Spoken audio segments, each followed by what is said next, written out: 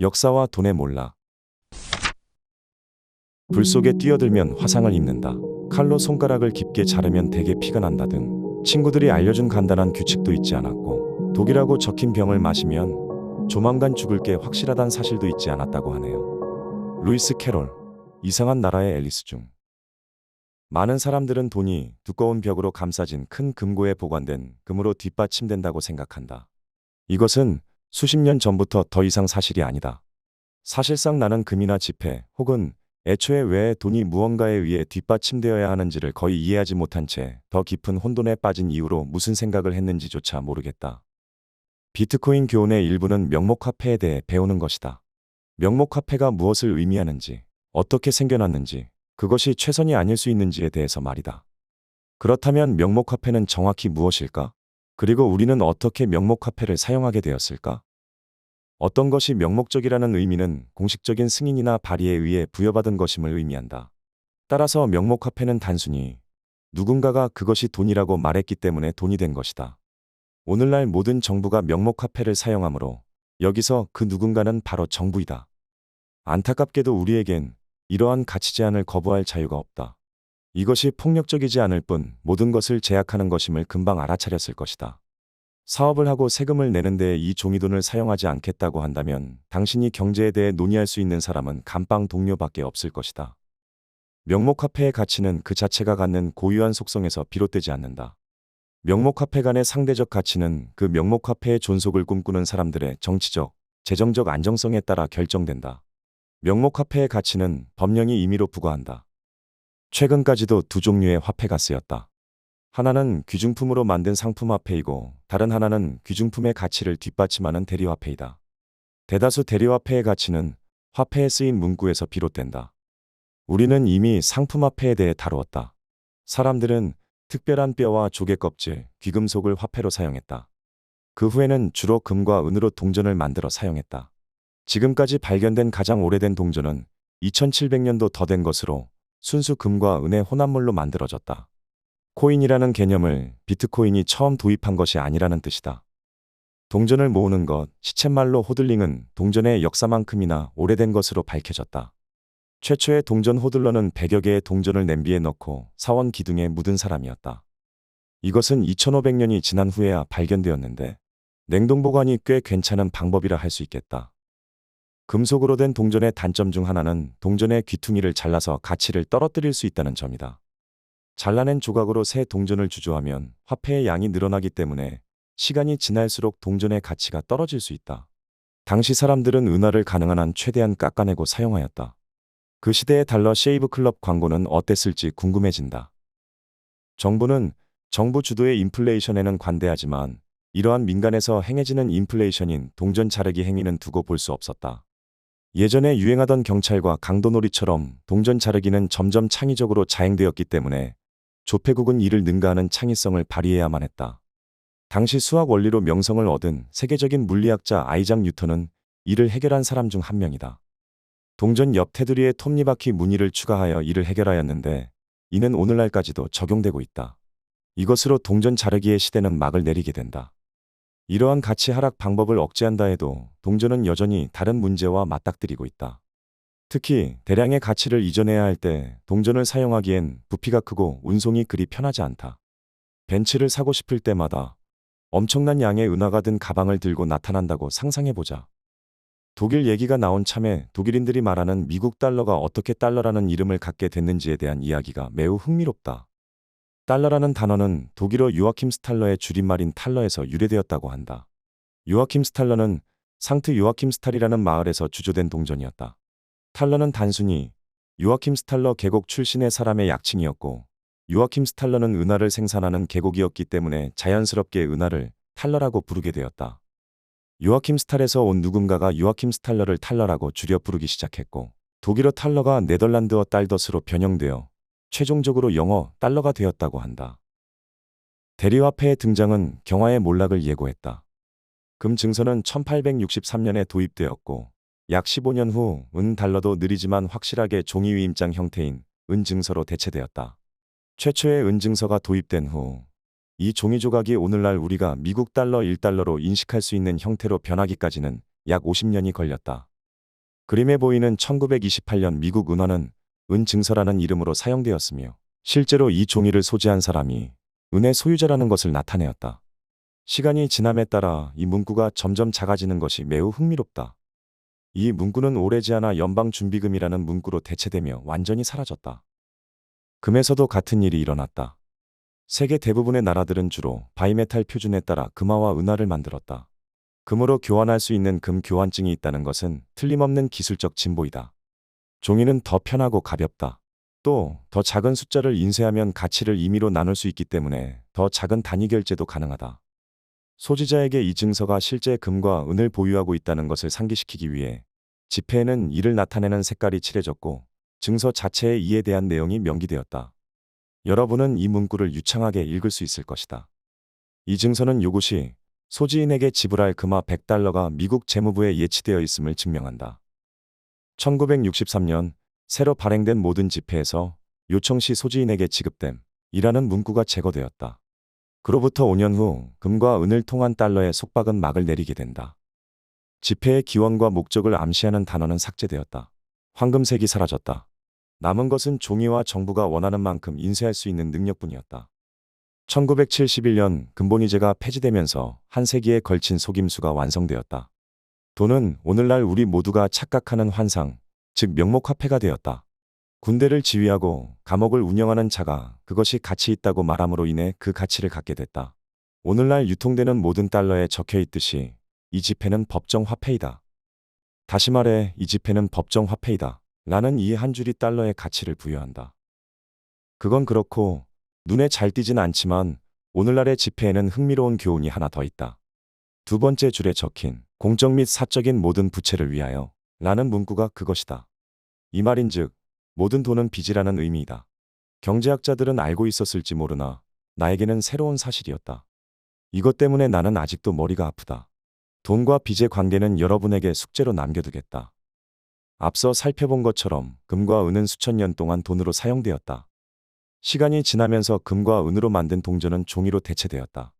종이는 서서히 지불 수단으로 받아들여졌다. 이러한 수용은 종이 자체의 가치가 있다는 환상을 만들어냈다. 최종적으로 대리와 실체를 연결하는 고리는 완전히 끊어졌다. 즉, 금본위제는 폐지되었고 종이 자체의 가치가 있다는 것을 모두가 확신하게 되었다. 비트코인은 나에게 돈의 역사와 경제 역사상 가장 큰 속임수인 명목화폐에 대해 가르쳐 주었다. 6. 부분 지급준비금의 광기. 너무 늦었어. 그녀는 계속 커지고 커져서 곧 바닥에 무릎을 꿇어야 했다. 잠시 후에는 이마저도 비좁아졌고 한쪽 팔꿈치를 문에 대고 누워서 다른 팔로 머리를 감쌌다. 그러고도 계속 커져서 최후의 방법으로 한 팔은 창밖으로 한 발은 굴뚝 위로 내밀면서 혼잣말을 했다. 이제 더 이상 할 수 있는 게 없어. 난 어떻게 되는 거지? 루이스 캐롤, 이상한 나라의 앨리스 중. 가치와 돈은 특히 오늘날과 같은 시대의 사소한 주제가 아니다. 은행 시스템에서 돈을 창출하는 과정 또한 사소하지 않은데 나는 이것이 지극히 의도적이었다는 의심을 지울 수 없다. 학계와 법조문에서만 접했던 것이 금융계에서도 일반적 관행으로 쓰이는 것 같다. 진짜로 복잡해서가 아니라 여러 겹의 전문 용어와 겉으로 드러나는 복잡성 뒤에 드러내고 싶지 않은 진실을 숨기고 있기 때문에 그 어떤 것도 쉽게 설명하지 않는다는 것이다. 통화 확장 정책, 양적 완화, 재정 부양책. 청중은 화려한 단어의 최면에 걸린 듯 고개를 끄덕이며 동의할 뿐이다. 부분지급준비은행과 양적 완화라는 이 두 멋진 용어는 복잡하고 이해하기 어려운 단어로 위장하여 실제 상황을 흐리게 만든다. 5살짜리 아이에게 설명한다면 두 가지 모두 미친 짓이라는 것이 금세 드러날 것이다. 고드프레이 블룸은 유럽 의회의 토론에서 이를 훨씬 잘 설명했다. 당신은 은행의 개념을 이해하지 못하고 있습니다. 모든 은행이 파산했습니다. 산탄데르 은행, 도이치 은행, 스코틀랜드 왕립은행 등 모두 파산했어요. 왜 파산했을까요? 쓰나미 같은 천재지변이 아닙니다. 실제로 가지고 있지도 않은 돈을 빌려줄 수 있는 부분지급준비금 은행이라는 시스템 때문에 파산한 것입니다. 이것은 범죄이고 너무 오랫동안 계속되어 왔습니다. 우리는 양적 완화라고도 불리는 위조를 하고 있지만 다른 이름으로도 위조를 하고 있습니다. 인위적으로 돈을 찍어내는 행위를 일반인이 저질렀다면 아주 오랫동안 감옥에 갇히게 될 테죠. 그리고 우리가 중앙은행가와 정치인들을 포함한 은행가들을 감옥에 보내기 전까지 이 분노는 계속될 것입니다. 고드프레이 블룸 은행 노조 연합 토론회에서 가장 중요한 부분이니 다시 한번 강조한다. 은행은 실제 가지고 있지도 않은 돈을 빌려줄 수 있다. 은행은 부분 준비금 제도 덕분에 극히 일부의 달러만 보유하면 된다. 보통 0에서 10% 사이로 낮기 때문에 상황은 더욱 악화된다. 이 정신나간 아이디어를 더 잘 이해하기 위해 구체적인 예를 들어보겠다. 단순한 암산만 하면 이해할 수 있다. 준비율이 10%라고 가정해보자. 당신은 100달러를 가지고 있고 이를 침대 밑에 보관하고 싶진 않다. 그래서 100달러를 은행에 맡긴다. 그러면 은행은 일부만 금고에 보관해도 된다. 준비율 10%를 적용하면 10달러기 때문에 10달러만 금고에 보관하면 되는 것이다. 간단하다. 그렇다면 은행은 나머지 돈으로 무엇을 할까? 당신의 90달러는 어떻게 되는 것인가? 은행은 그 돈을 다른 사람에게 빌려준다. 그 결과 통화 승수 효과가 발생하여 통화 공급이 엄청나게 늘어난다. 당신이 저축한 예금 100달러는 곧 190달러가 될 것이다. 새롭게 탄생한 90달러의 90%를 다시 대출함으로써 시장에는 곧 291달러가 존재하게 된다. 그리고 또 343.9달러가 된다. 은행이 말 그대로 가지고 있지 않은 돈을 빌려주기 때문에 통화 공급이 반복적으로 증가한다. 아브라카다브라. 마법 없이도 은행은 100달러를 1000달러로 바꿀 수 있다. 몇 번의 대출만 해준다면 10배로 뻥튀기 하는 것쯤은 식은 죽 먹기다. 오해 말자. 대출은 잘못이 없다. 이자가 나쁜 것이 아니다. 양말 서랍장보다 더 안전한 곳에 재산을 보관해주는 역사 깊은 시중은행에는 아무런 문제가 없다. 중앙은행이 문제다. 가증스러운 금융규제, 공적도 사적도 아닌 애매한 위치, 전 세계 사람들을 대상으로 절대자행세를 하는 양심은 저버린 채 근시안적 이익에만 관심 있을 뿐 어떠한 책임도 지지 않고 견제도 받지 않는 조직이다. 비트코인은 여전히 발행되고 있지만 머지않아 발행을 멈추게 될 것이다. 비트코인 총량은 2100만 개로 엄격하게 제한되어 있기 때문에 결국 인플레이션은 완전히 없어질 것이다. 이제 우리에겐 두 가지 화폐의 세계가 있다. 하나는 돈이 임의로 인쇄되는 인플레이션 세계이고 다른 하나는 최종 공급량이 고정되어 모든 사람이 쉽게 감사할 수 있는 비트코인 세계이다. 하나는 폭력으로 우리를 강요하고 다른 하나는 원하면 누구든 참여할 수 있다. 진입 장벽도 없고 누군가에게 허가받을 필요도 없다. 자발적인 참여. 그것이 비트코인의 아름다움이다. 나는 케인즈주의와 오스트리아 학파 사이의 논쟁이 학문적 논쟁이라 생각하지 않는다. 사토시 나카모토는 강력한 가치 전송 시스템을 구축하여 세상에서 가장 건전한 화폐를 만들었다. 어떤 식으로든 점점 더 많은 사람이 지급준비금은행이라는 사기에 대해 알게 될 것이다. 이를 깨달은 사람들이 오스트리아 학파나 비트코이너와 유사한 결론에 도달한다면 그들은 아마 지속적으로 성장하는 돈의 인터넷에 참여하게 될 것이다. 그 선택을 아무도 막을 수 없다. 비트코인은 부분 지급준비금 시스템이 진짜 광기임을 가르쳐 주었다. 7. 건전화폐. 내가 첫 번째로 해야 할 일은 앨리스가 숲속을 배회하며 혼잣말을 했다. 원래 크기로 돌아가는 것이고 두 번째 할 일은 아름다운 정원으로 가는 방법을 찾는 거야. 이게 최선이야. 루이스 캐롤. 이상한 나라의 앨리스 중. 내가 비트코인에서 배운 가장 중요한 교훈은 장기적으로 경화가 연화보다 우월하다는 것이다. 건전화폐라고도 불리는 경화는 신뢰할 수 있는 가치 저장소 역할을 하는 전 세계적으로 거래되는 화폐를 의미한다. 물론 비트코인은 아직 초기 단계에 있고 변동성이 크다. 이를 두고 비평가들은 가치를 안정적으로 저장하지 못한다고 주장할 것이다. 하지만 변동성 논쟁은 요점이 아니다. 변동성은 얼마든지 나타날 수 있다. 시장은 이 새로운 돈의 정당한 가격을 결정하는 데 시간이 걸릴 것이다. 또한 흔히 농담조로 지적하듯이 이러한 가치 측정 방법에는 오류가 있다. 비트코인의 가치를 달러로 측정하면 1비트코인이 항상 1비트코인의 가치가 있다는 사실을 놓치게 된다는 점을 알아야 한다.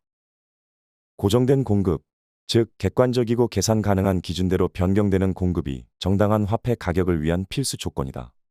버나드 댐프시.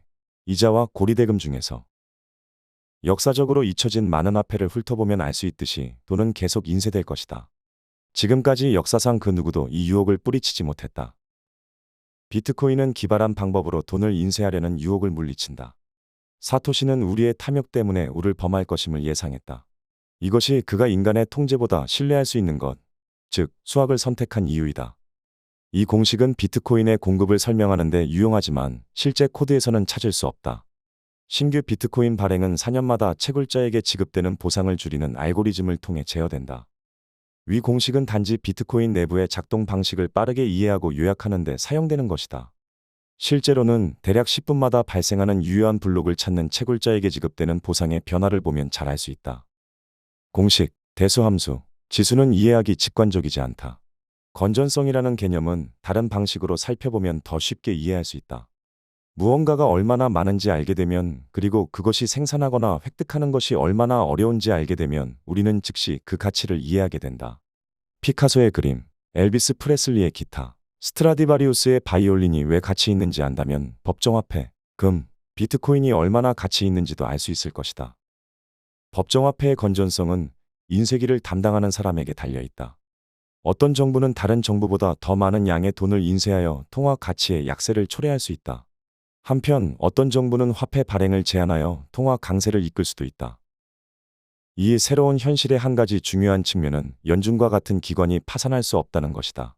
그들은 사실상 비용을 전혀 들이지 않고 자신이 필요한 만큼 돈을 인쇄할 수 있다. 요르그 귀도 홀스만, 화폐 생산의 윤리 중에서 법정화폐 이전 시대에는 화폐로 사용되는 물질의 자연적 속성이 화폐 건전성을 결정했다. 물리법칙에 의해 지구에 매장된 금은 한정되어 있다. 금이 새로 생기려면 초신성과 중성자 성이 충돌해야 하는데 이러한 일은 거의 발생하지 않는다. 금을 추출하는 것은 상당히 어렵기 때문에 공급이 제한적이다. 무거운 원소들은 대체로 지하 깊은 곳에 묻혀 있기 때문이다. 근본이제 폐지는 우리를 새로운 국면으로 이끌었다. 이제 화폐 발행을 위해 잉크 한 방울만 있으면 된다. 현대사회에서는 훨씬 쉽다. 은행 계좌 잔액에 0 몇 개를 더 추가하기만 하면 된다. 은행 컴퓨터에서 몇 개의 비트만 뒤집으면 되는 것이다. 앞서 설명한 원리는 절양대 유량을 사용하여 좀 더 일반적으로 표현할 수 있다. 간단히 말해 절양은 현재 존재하는 양을 말한다. 여기에서는 현재 통화 공급량을 의미한다. 유량은 일정 기간 동안의 생산량을 나타낸다. 건전화폐 이해의 핵심은 이 절양대 유량 비율을 이해하는 것이다. 정부화폐의 절양대 유량 비율을 계산하는 것은 어렵다. 어떤 돈을 기준으로 하느냐에 따라 달라질 수 있기 때문이다. 지폐와 동전인 M0만 계산할 수도, 여행자 수표와 예금인 M1을 추가할 수도, 저축 계좌와 뮤추얼 펀드 등 M2를 추가할 수도, 심지어 예금 증서인 M3까지 추가할 수도 있다. 게다가 이것들의 정의와 측정하는 방법이 국가마다 다르다. 미국 연방준비은행이 M3 수치 공개를 중단했기 때문에 우리는 M2로 확인할 수밖에 없다. 이 수치를 직접 검증하고 싶지만 지금은 연준을 믿을 수밖에 없다. 지구상에서 가장 희귀한 금속인 금은 절양대 유량의 비율이 가장 높다. 미국 지질조사국에 따르면 금은 현재까지 약 19만 톤 조금 넘게 채굴되었다. 그중 지난 몇 년 동안 매년 약 3,100톤이 채굴되었다. 이 숫자를 사용하여 우리는 금의 절양대 유량 비율을 쉽게 계산할 수 있다. 금보다 절양대 유량 비율이 더 높은 것은 없다. 이것이 금이 지금까지 그리고 현존하는 가장 견고하고 건전한 화폐인 이유이다. 지금까지 채굴된 금의 양이 올림픽 규격 수영장 2개 정도 될 것이라고들 말한다. 하지만 내 계산에 따르면 수영장 4개가 필요하다. 수치가 잘못되었거나 올림픽 규모의 수영장 크기가 작아지지 않았다면 말이다. 이제 비트코인의 절양대 유량 비율을 보자. 잘 알겠지만 비트코인 채굴은 지난 몇 년간 대유행이었다. 아직 채굴 노드가 계산 노력에 비해 많은 보상을 받는 초기 보상 단계에 있기 때문이다. 우리는 현재 2016년에 시작되어 2020년 5월에 끝나는 세 번째 반감기를 지나고 있다. 역주. 이제 우리는 2020년 5월 4일에 일어난 세 번째 반감기를 지나 2024년 5월로 예상되는 네 번째 반감기를 앞두고 있다. 반감기에 따른 비트코인의 공급량은 미리 정해져 있지만 날짜는 정확하지 않을 수 있다. 그럼에도 불구하고 비트코인의 절양대 유량의 비율을 계산할 수 있다. 미리 스포일러를 하자면 높다. 매우 높지 않은가? 비트코인의 절양대 유량 비율은 무한대가 될 때까지 높아질 것이다. 채굴 보상이 기하급수적으로 줄어들기 때문에 비트코인의 절양대 유량의 비율은 치솟는다. 2020년에는 금을 따라잡고 그 4년 후인 2024년에는 다시 2배만큼 금을 능가하게 된다. 이러한 반감기는 총 32번 발생한다. 지수의 힘 덕분에 연간 비트코인 채굴량은 50년 후에는 100비트코인 미만으로, 75년 후에는 1비트코인 미만으로 떨어지게 된다. 블록 보상은 2140년쯤 고갈되어 비트코인 생산은 사실상 중단될 것이다. 이것은 매우 긴 게임이며 당신이 이 글을 읽고 있는 현재는 아직 초기 단계에 해당한다. 비트코인의 건전성, 즉 저량 대 유량의 비율은 무한대에 수렴하기 때문에 비트코인은 현존하는 가장 건전한 화폐가 될 것이다. 무한한 건전성을 누구도 이길 수 없다. 경제학 관점에서 볼 때 비트코인의 난이도 조정이 아마 가장 중요한 요소일 것이다. 비트코인 채굴이 얼마나 어려운지는 신규 비트코인을 얼마나 빨리 채굴할 수 있느냐에 달려 있다.